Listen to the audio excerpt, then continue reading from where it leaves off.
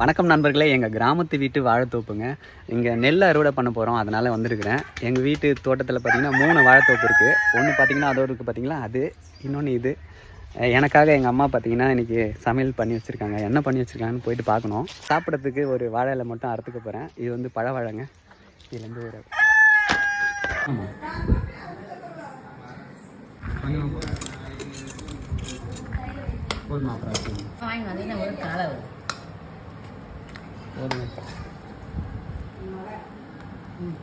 நீ சாப்பிட்டேம்மா? நான் குடிச்சேன்.